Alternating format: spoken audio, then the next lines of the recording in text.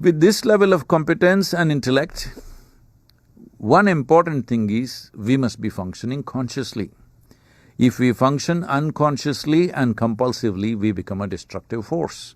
All this destruction has happened not because of some evil plan. When you mentioned a company and said, is it them?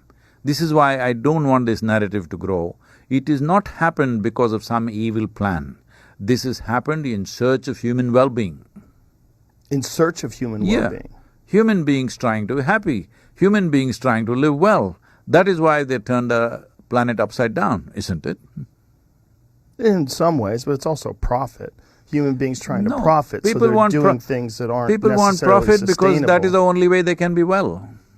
Those who are making losses, are they well? Yeah, sort of. But a lot of them, they're already well. They're greedy. They've gotten past the point of being well, and now they've gotten connected to the idea of accumulating vast sums of money.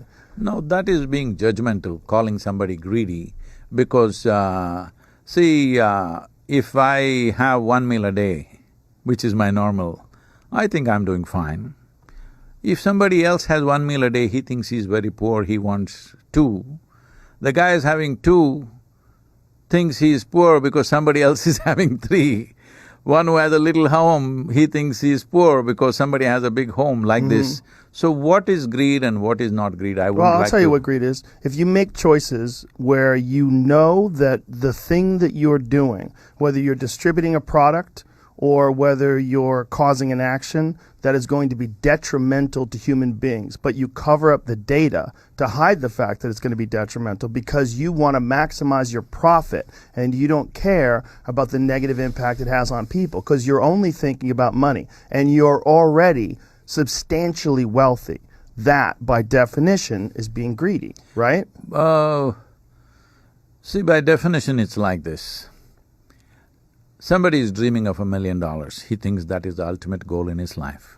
But a guy who has $1 million is wanting to be a billionaire. Right. One who is a billionaire, he looks at somebody who has $100 billion, he thinks at least that much he must have. Right. So I'm saying, instead of being judgmental about this, human well-being is sought from outside. That is the whole problem. See, human experience essentially happens from within. Whether it's your joy or misery, comes from within you, isn't it? Maybe somebody or something can stimulate it from outside, but still it happens within you. Joy and misery happens from within you, pain and pleasure happens from within you, agony and ecstasy happens from within you, every human experience happens from within you. But in pursuit of happiness, we're turning the world upside down. Because this is the case of there was an old potato farmer. One day he wanted to eat apples, so he went to an apple tree. But by habit he started digging for the apples, till the tree came down on him, because he's a potato farmer. So right now, human beings have become like this. They have gotten used to this, that they think by getting this, by getting that, by having one more thing and one more thing, they're going to be happy. Yes. But human experience happens from within. If you take charge of your interiority, being peaceful and happy is a natural consequence of that. But for convenience and comfort, we do things outside. To create impact, we do things outside. So this experience of, if human beings were naturally joyful by their own nature, they would only do what is needed, nothing more, nothing less. But right now, they're in pursuit of happiness. You can't stop them. Yeah, they are in pursuit of happiness, but they're also, again, in pursuit of profit because it's a number-based system, so it becomes like a game, and you get connected to corporations. When you're in a corporation, there's a diffusion of responsibility because you don't think about your own involvement in what the corporation is doing. You think about your role, what you do as a job, and then you try to maximize profit. And it's a game that people get wrapped up in. Yeah, but that is… doesn't make them happy, you're absolutely correct. No, it's in pursuit of happiness, but… Well, it's in pursuit of success. See, most human beings cannot be happy if they're not successful, isn't it? There's a lot of that, yes. No, and then they get medicated to help them get happy. That's a lot of people. I mean, what percentage of people are not following by the principles that you're espousing, which are very natural and very healthy, and they instead follow this corporate structure, the corporate guidelines. They follow that path, and they're not happy. So what do? They medicate themselves. No, today we've come to this place where if you want to be peaceful, you need a chemical. You want to be joyful, you need a chemical. You want to be healthful, you need a chemical. Well, you want to be ecstatic, of course there is a chemical. Right. Many of you have been brought up on the idea or ideology that contentment is the greatest virtue. If you're content with who you are right now, you're not even aware that if you're willing to strive, who you could be.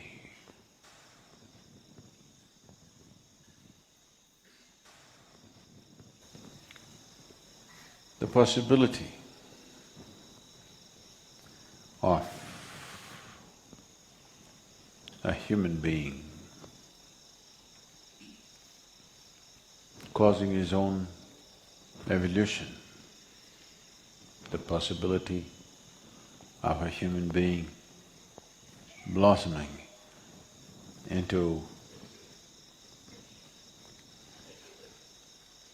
a beautiful state of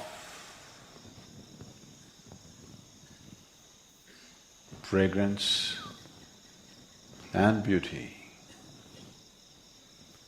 has been completely discounted. That is why contentment.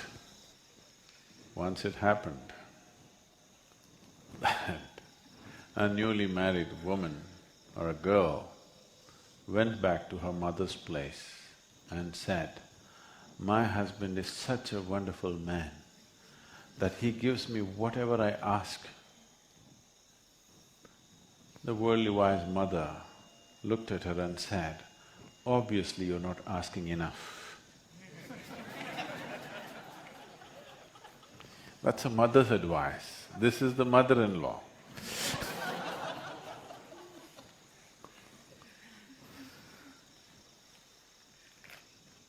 So obviously you're not asking enough from life. That is why you're content.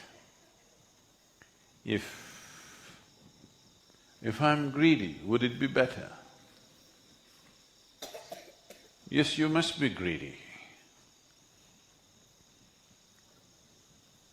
The problem right now is you're stingy about your greediness. The problem in this world is not of greed. The problem in this world is people are stingy.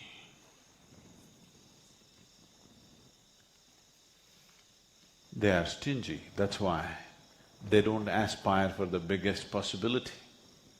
They want to save themselves for the next world. If you are greedy, you would want everything from life, isn't it? Would you be just satisfied with little more money or little more property or little more power or little more pleasure? If you were truly greedy, you would aspire for the highest, isn't it? Now, greed is not the problem. People are stingy, that's a problem. Enough. The word enough must be removed from our vocabulary because enough is relevant only to the physicality of life. If you're being served food, at some point you have to say it's enough. It doesn't matter what, anything that is physical, at some point you will have to say enough. And enough or contentment has become a valuable thing in people's minds only because they have not looked at or they have not explored dimensions beyond the physical. Because physicality is a limited entity, physicality is a limited quantity by itself. Anything that's physical is within certain limitations. So, if you get greedy with the physical, there will not be enough for somebody else. Suppose there is this much food, if you say, I want all of it, then somebody else will not have it. There's only this much land. If somebody says, I want all of it, nobody else will have it. Like Mahatma said, there is enough for everybody's need, not enough for even one man's greed. That is true with the physicality. If your life and the realm of your experience is limited to the physical nature of the existence, enough, contentment is a good idea. But if your life is beginning to explore dimensions beyond the physical, if something beyond the physical is becoming a living reality in your life, contentment is a very bad idea. That means you will stunt yourself.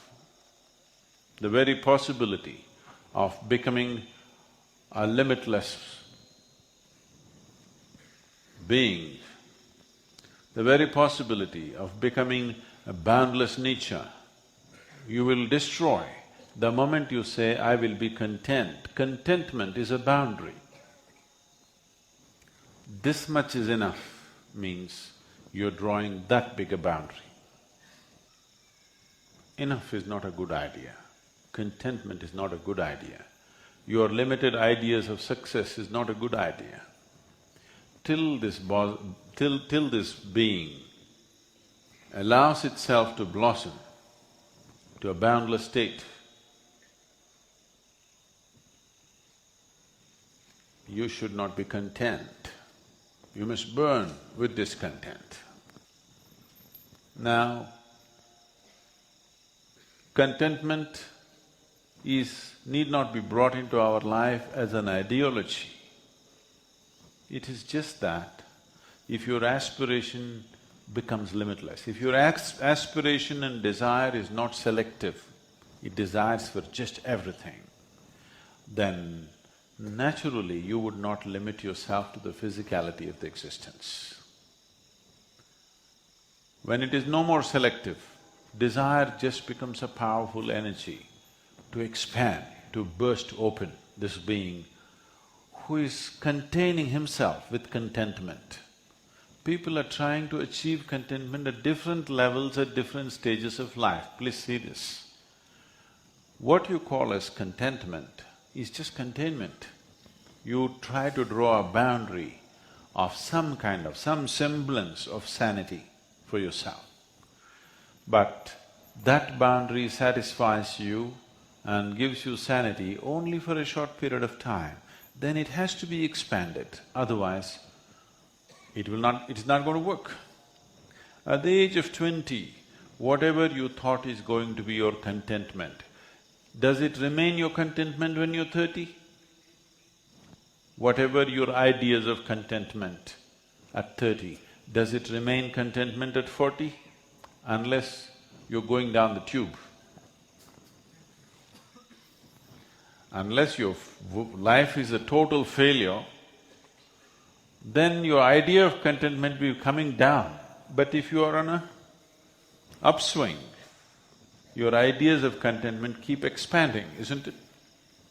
If you are a failure in your life, only then your idea of contentment becomes smaller, otherwise it's constantly expanding.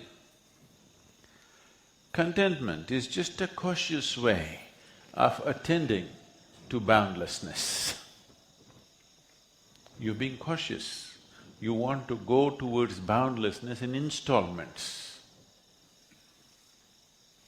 In installments, if you seek the infinite, you're a lost case, because nobody has ever reached what we refer to as infinite by counting 1, 2, 3, 4, 5. Through installments, you are not going to go to the infinite. That cannot happen in the very nature of things. If you choose installments as a way towards boundlessness or infinite nature, you will just become endless counting. That's all that can happen. endless counting will tire you one day. Just count and see. Today, you start counting now. Don't stop, just keep counting simply at your own pace, not at my pace, at your own pace. 1, 2, 3, 4, 5, start counting, don't stop. You say till where you can go without tiring yourself, not physical exhaustion. I'm saying you'll just be tired of counting because you know it's not getting you anywhere. So desiring process is a limitless process, but you're limiting it by being selective about your desires. I desire this, I desire that, I desire that, I desire that, but not this, this and this. If you take away the discriminatory nature of your desire, if you sit here right now and do not desire for anything particular, just desire for everything, just everything, just see if your mind can do it. Don't desire for anything in particular, just simply desire for everything. First of all, you don't know what is everything. Nobody knows what is everything, isn't it? Everything that you know and everything that you do not know, just desire for all the things that you know and do not know. You will see desire, the energy that you call as desire, becomes a powerful force to become meditative. Meditation, devotion is just this, a desire without a goal. A powerful desire without a goal. If your desire, if your energy becomes full force, not towards anything, this is meditation. If you're on the spiritual process, there is no such thing as contentment. There is no such thing as enough. Greed is the rule. Okay? Greed is a bad word though. No, but greed is the rule. Because limitless desire is generally considered greed, but it's not true. Greed is going by installments. If someone is taking larger installments than you consider that as greed, isn't it? Yes or no? Yes or no? If somebody is going for larger installments than yourself, you consider that person greedy. If they're going at the same level of installments as you consider that competition. If somebody is going at a smaller installments than you call that incompetent. Isn't it so? Someone is taking, they only desire for this much, when they're successful they go for that much, you look at him and think, he's not my class. Somebody is going at the same level of installments as you, that's competition. Somebody is going for leaps and bounds, greedy.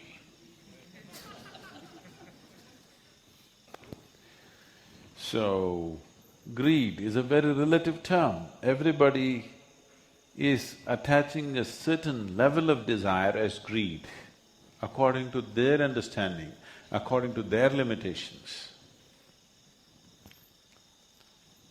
In my vocabulary, there is no such thing as greed. Because I feel a human being should seek nothing less than everything. And when he is seeking everything, small things will not keep his attention. He will not be thinking of food, he will not be thinking of currency, he will not be thinking of pieces of property.